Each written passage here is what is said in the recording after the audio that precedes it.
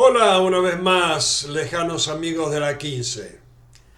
Bienvenidos a la segunda parte de la Guerra Mundial en breve. Hitler y la formación del Tercer Reich. De paso quiero saludar también a mis amigos de Plus Petrol de Tucumán por los comentarios que me mandaron sobre la primera parte. Me alegro que les haya gustado y estoy agradecido. En la primera parte habíamos hablado de las penalidades impuestas a Alemania al concluir la guerra y también de cómo Alemania había comenzado a armarse, desafiando el Tratado de Paz de Versalles. En esta segunda parte vamos a ver el ascenso de Hitler al poder, la formación del Tercer Reich y algunas de las experiencias de su vida que se creen ayudaron a formar sus ideas de expansión y su filosofía racista. Volviendo un poco hacia atrás, en Alemania la pérdida de la Primera Guerra fue un profundo shock para el pueblo germano. Educados en una cultura de disciplina y habiendo sido informados por el alto mando alemán que la victoria era inminente, el pueblo alemán se negaba a aceptar la derrota de la nación. A diferencia de Francia y Bélgica, Alemania no había visto sus poblaciones arrasadas y su industria destruida. Alemania estaba prácticamente intacta. Excepto por las privaciones de guerra, su industria y sus poblaciones estaban prácticamente intactas. Gran parte de las tropas germánicas, aún en la presencia de camaradas destrozados por la artillería aliada, estaban partidarios de continuar la lucha, de no rendirse. El alto comando alemán necesitaba una victoria, aunque fuera efímera, para poder negociar la rendición desde un punto de vista más ventajoso. Pero en esta guerra de desangrado, en la que por más de 2 años parecía no haber habido ganancia para ninguno de los dos antagonistas, la entrada de Estados Unidos en el conflicto había inclinado en forma definitiva la balanza al beneficio de los aliados. Estados Unidos había entrado en la guerra recién en 1917, pero su enorme poderío económico decidió prácticamente la conclusión de la guerra. Inglaterra y principalmente Francia, que había sido la más perjudicada, no estaban interesadas en negociar.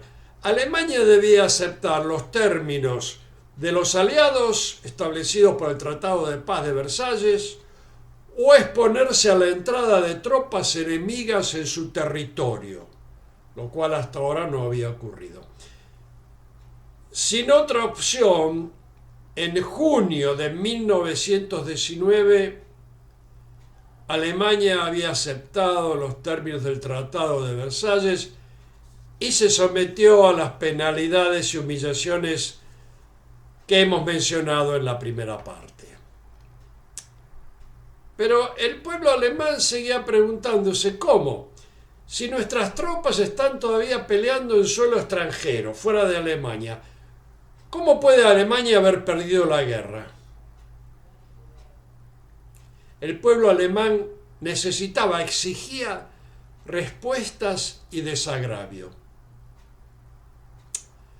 La culminación de todos estos deseos de venganza y las causas del terrible conflicto de la Segunda Guerra Mundial apuntan a un solo individuo: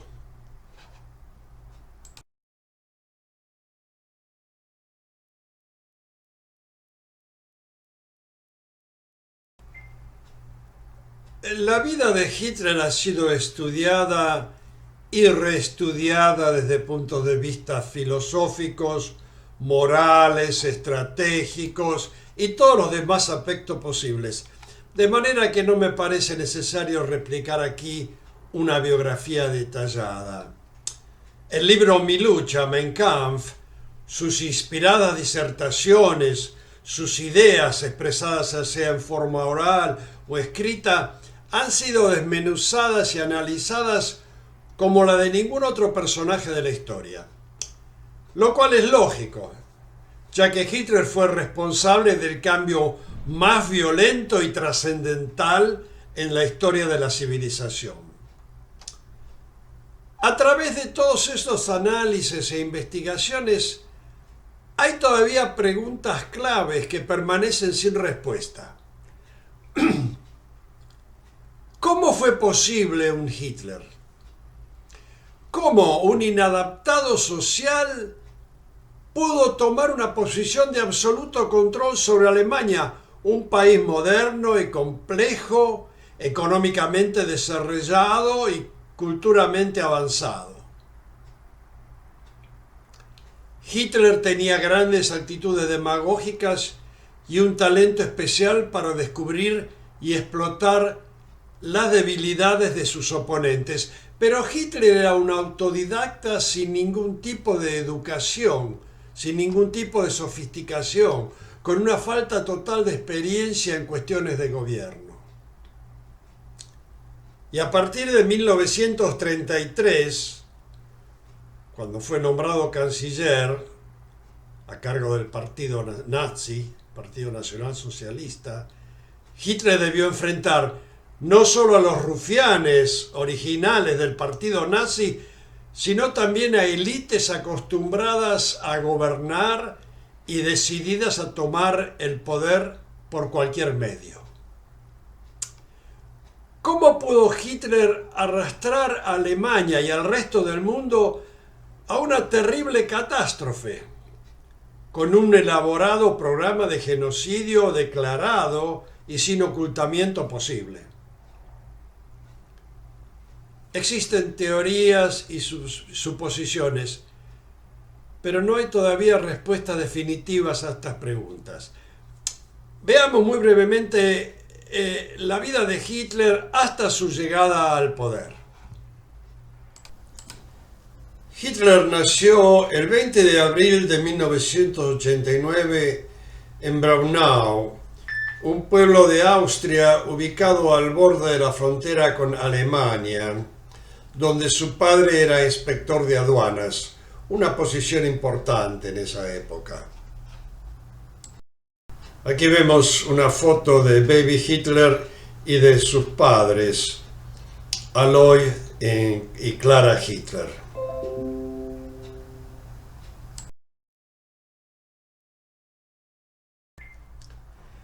Alois y Clara tuvieron varios hijos, pero Adolfo y su hermana Paula, 7 años menor que él, fueron los únicos sobrevivientes de la familia. Su hermana Paula murió en 1960. La familia de Hitler era de clase media acomodada y Clara adoraba a Adolfo. Su madre parece ser la única persona por la que Hitler demostró afecto. En su libro Mi lucha, más tarde escribió: "Yo honré a mi padre, pero amé a mi madre". Hitler era taciturno, autoritario, poco dado a hacer amigos e imposible de acomodarse a la estricta disciplina de su hogar y de la escuela. A los 16 años abandonó su educación. Y de ahí en adelante, hasta entrar en el ejército, vivió una vida parásita, prácticamente parásita, pintando, escribiendo y leyendo historia o poesía. Las tardes para Hitler eran para el teatro o la ópera. Hitler era un devoto admirador de Wagner. Sus óperas, que trataban siempre de nacionalismo y actos de heroísmo, le ofrecían un refugio en su propio mundo. Hitler se veía a sí mismo como un genio artístico, desafiando los prejuicios de la burguesía y triunfando sobre una clase ignorante y conformista. En 1907 se mudó a Viena con la intención de estudiar arte en la entonces famosa Academia de Arte Fino de Viena. Hitler falló la prueba de entrada 2 veces, en 1907 y al año siguiente, en 1908, de nuevo. Hitler había estado seguro que iba a entrar, que él era un genio que no iba a tener problemas.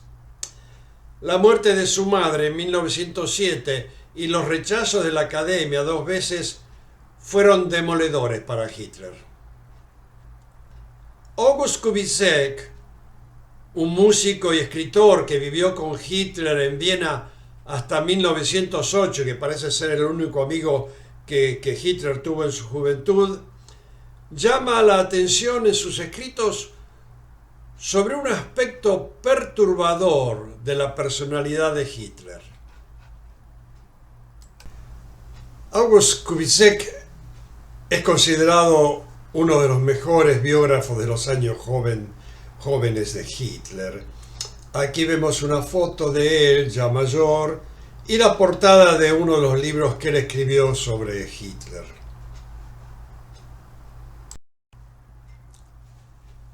Según Kubitschek, Hitler era un misógino que durante los años que se conocieron nunca tuvo una relación femenina y sentía un fuerte disgusto hacia cualquier tipo de actividad sexual.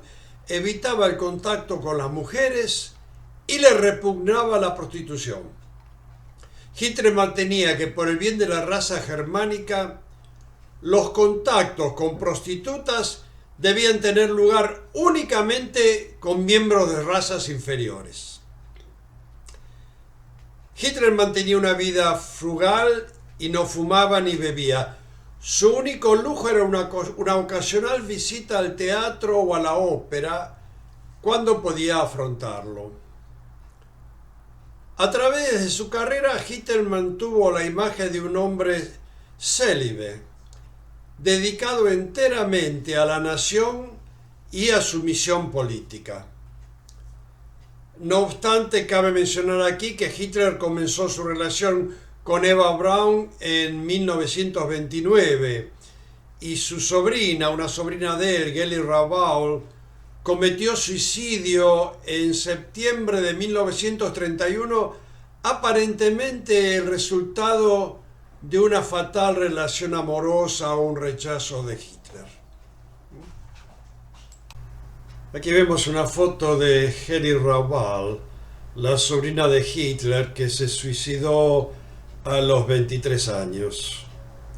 También podemos ver una foto de Eva Braun, la supuesta amante de Hitler, que vivió de vez en cuando con él y se casó con él en 1945 antes de cometer suicidio. Seguimos. En Viena, después de sus fracasados esfuerzos en enrolarse en la Academia de Artes Finos, Hitler trató de seguir la carrera de arquitectura, la otra de sus pasiones, pero pronto se dio cuenta de que no poseía la educación necesaria. Hitler había abandonado su educación, había abandonado la escuela a los 16 años. A partir de ahí continuó con una era de indolencia, ociosidad e indulgencia. Falto de dinero, desde 1910 a 1913 se alojó en un hogar para hombres. Un lugar de mínima categoría ocupado por hombres solteros de escasos medios. No se sabe con seguridad en qué momento de su vida Hitler adquirió sus violentas ideas antisemitas. Pero lo siguiente nos puede sugerir un principio. Hitler era un ávido lector de una publicación racista llamada Ostara, creación de la torcida imaginación de un monje llamado Adolf Lanz. Aquí vemos una foto de Adolf Lanz. Él puede haber sido uno de los primeros en formar la personalidad antisemita de Hitler. Lanz era un monje austríaco que fue expulsado de su iglesia y fundó la Orden Ostara, utilizando todo tipo de símbolos teutónicos, incluyendo la esvástica. Lanz publicó numerosos libros y tratados que propulsaban la superioridad de la raza aria y la necesidad de eliminar a la raza judía. En El hogar para hombres, Hitler incomodaba a los otros huéspedes con largas disertaciones en las que expresaba su disgusto hacia el Partido Demócrata Socialista, el partido en poder en Austria en esa época, al que acusaba de antinacionalismo, y expresaba siempre su admiración por el alcalde de Viena, el violento antisemita Karl Lueger.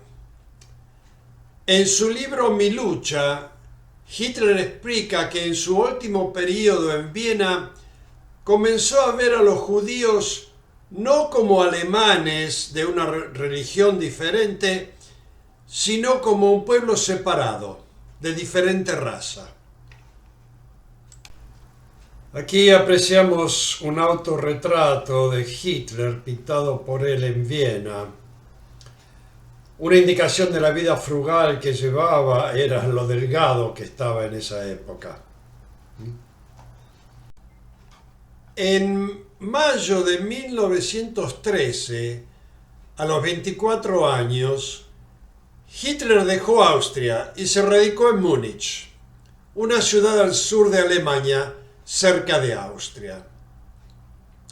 En febrero de 1924, Hitler fue arrestado, acusado de no haberse registrado para la conscripción obligatoria con las autoridades austríacas en 1909.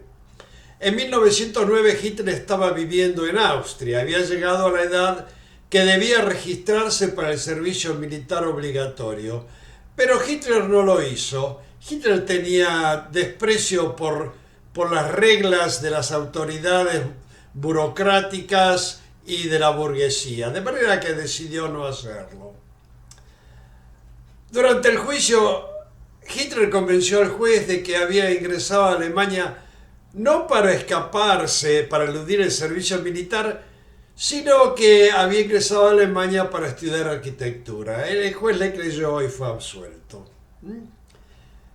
En Múnich, Hitler mantuvo su estilo de vida siempre frugal, vendiendo sus pinturas y sus tarjetas postales que contenían un cierto valor artístico.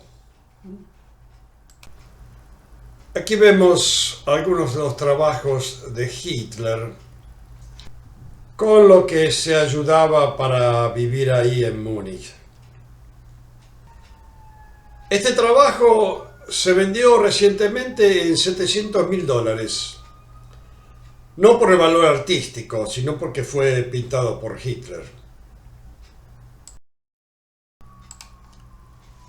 El 1 de agosto de 1914, Alemania declaró la guerra contra Rusia.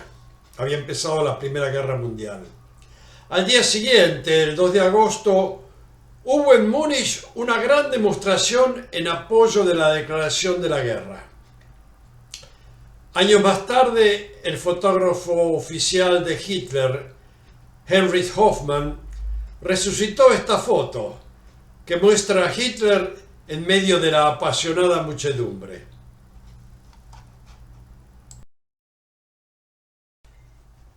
En agosto de 1914, a los 25 años, Hitler se enroló como voluntario en el primer regimiento de infantería de Bavaria. Sus oficiales lo recuerdan como un excelente soldado, solitario y taciturno, extremadamente delgado, casi esqueletal, siempre buscando mejores formas de cumplir su misión. Su cargo de mensajero era considerado tan riesgoso que cada mensaje era enviado con 2 o 3 voluntarios para tratar de asegurar su llegada.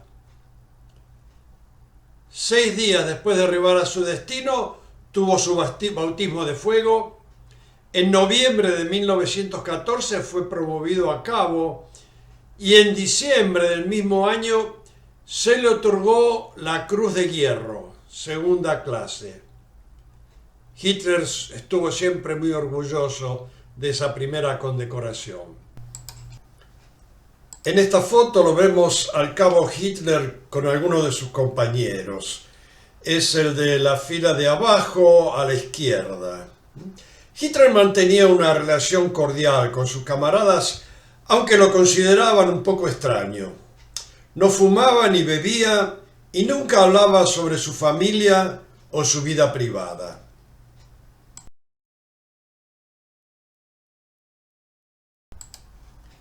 En octubre de 1916, en la sangrienta batalla del Somme, que duró más de 4 meses y durante la cual murieron más de 300.000 hombres de ambos bandos, un proyectil de artillería explotó en el refugio de los mensajeros, matando e hiriendo al resto del grupo. Hitler fue herido en la cadera y trasladado al hospital de la Cruz Roja en Berlín, donde se aprecia en la foto. Hitler no había estado en Berlín durante 2 años y lo horrorizó la baja moral y la falta de entusiasmo por la guerra.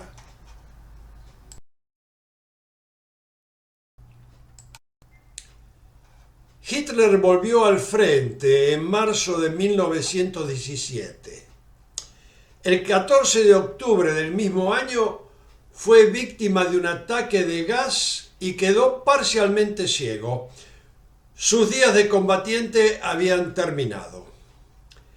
En agosto de 1918 recibió la Cruz de Hierro de primera clase, por bravura bajo el fuego enemigo, una rara condecoración para un cabo.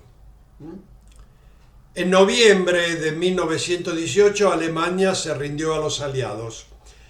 El alto comando alemán había seguido enviando triunfante propaganda hasta octubre, el mes anterior a la rendición. La sorprendente pérdida de la guerra causó amargura, ira y rebelión en toda Alemania.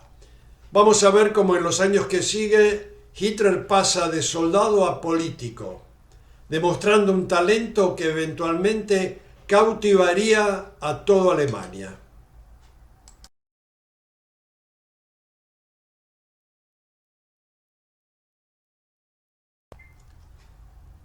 Hitler había apoyado vehementemente la guerra y condenado fanáticamente cualquier prospecto de rendición. Las actitudes derrotistas y antinacionalistas que había observado en los 2 años que pasó en Berlín, recuperándose de sus heridas, lo habían afectado profundamente. Hitler, como muchos, se sentía víctima de una imperdonable traición, resultado de un gobierno burgués e inútil y de una configuración judía marxista.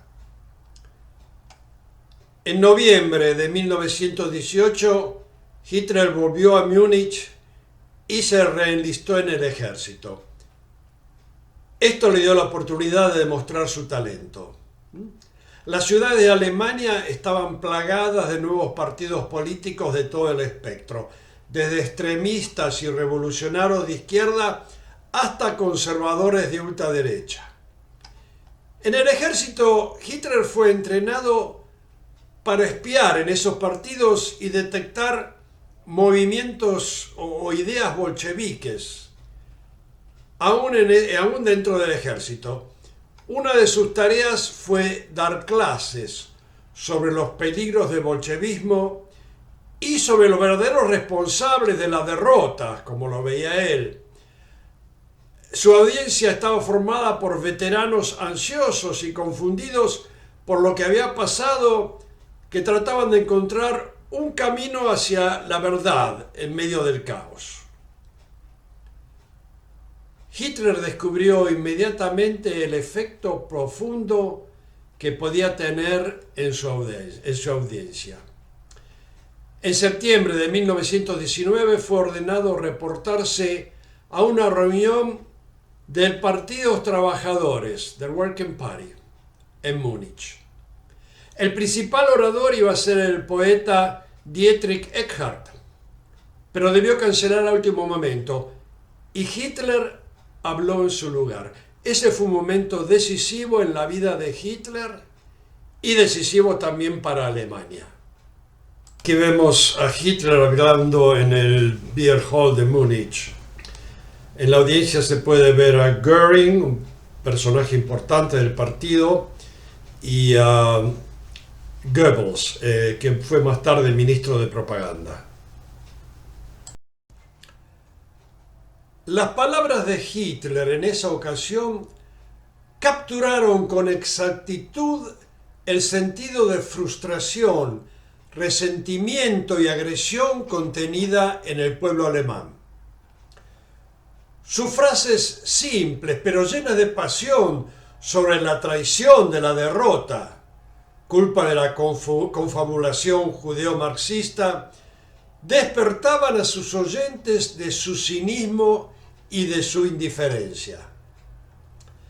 El jefe del partido, Anton Drexler, le pidió a Hitler hacerse miembro del partido. El Workers' Party era uno de los 73 partidos de trabajadores nacidos del desorden del momento. Pero Hitler encontró una similitud entre las ideas del partido y sus propias ideas y decidió enrolarse. Según las memorias de Drexler, en el primer meeting había habido 126 presentes. En la segunda reunión, 2 meses más tarde, la audiencia había superado los 500 miembros. Y en las reuniones siguientes, una muchedumbre se congregaba a las puertas del Beer Hall tratando de forzar su entrada para escuchar a Hitler.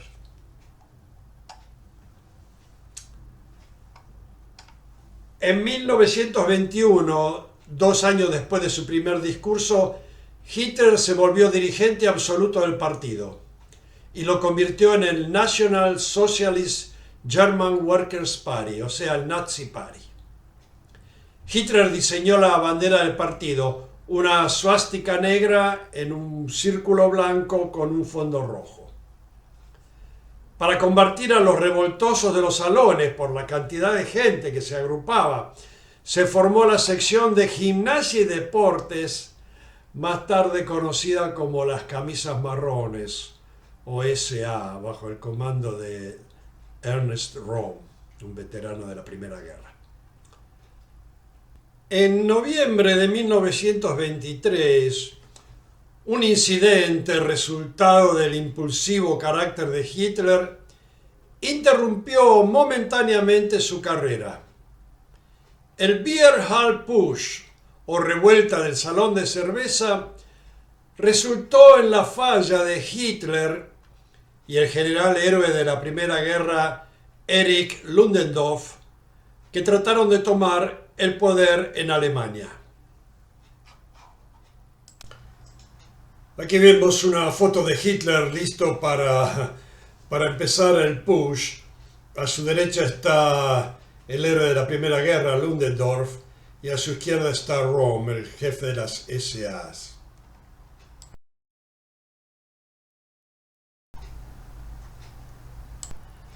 Aquí vemos otra foto de Hitler marchando en el push con Göring a su derecha.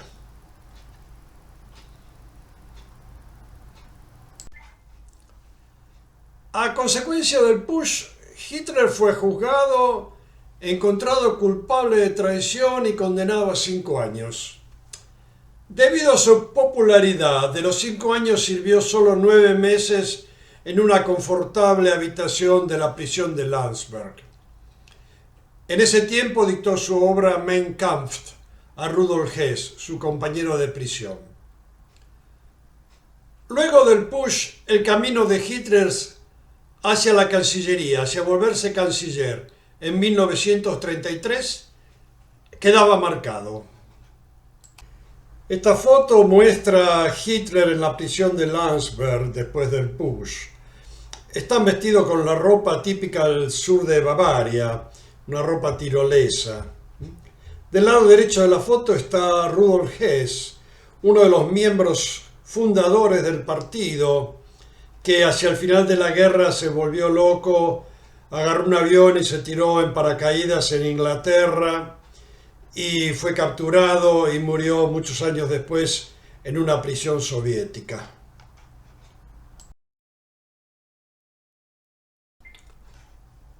Hay todavía un par de cosas más que pienso que vale la pena mencionar sobre Hitler.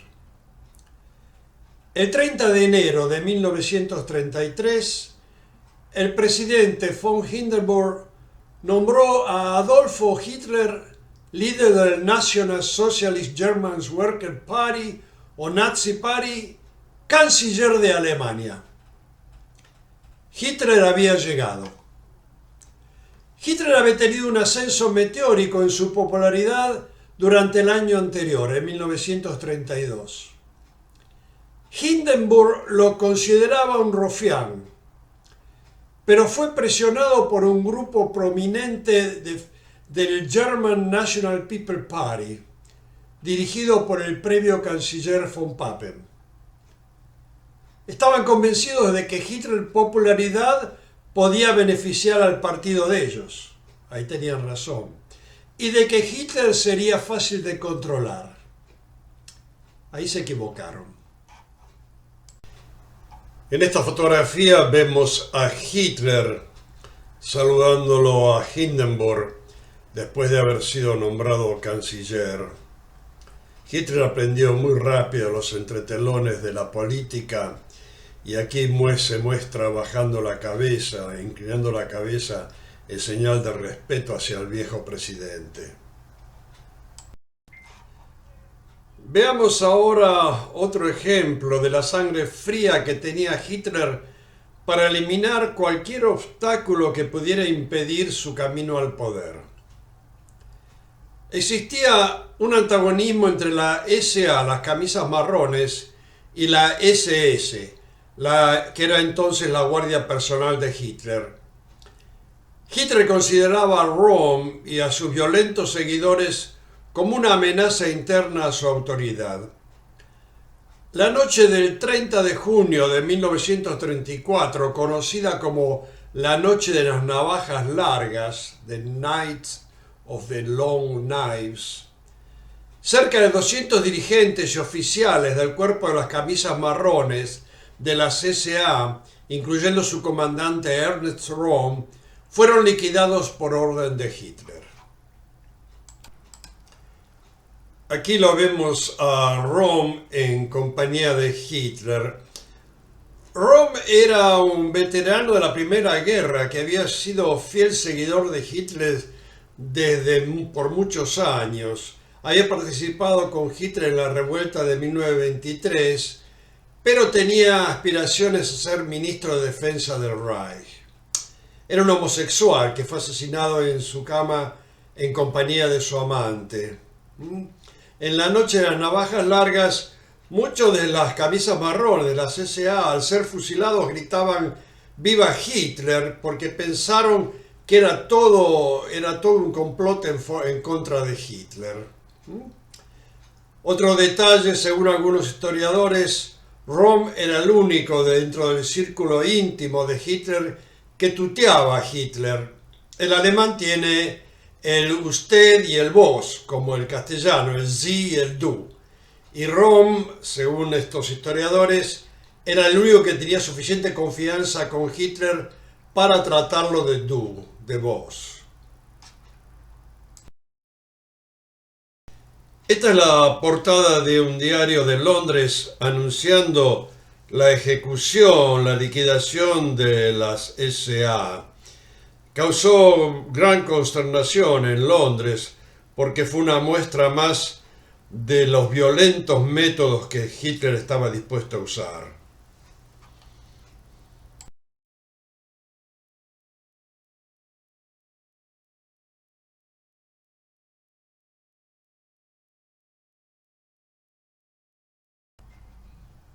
El presidente Hindenburg falleció el 2 de agosto de 1934. El partido nazi era ahora el único partido legal en Alemania y Hitler fue nombrado líder y canciller.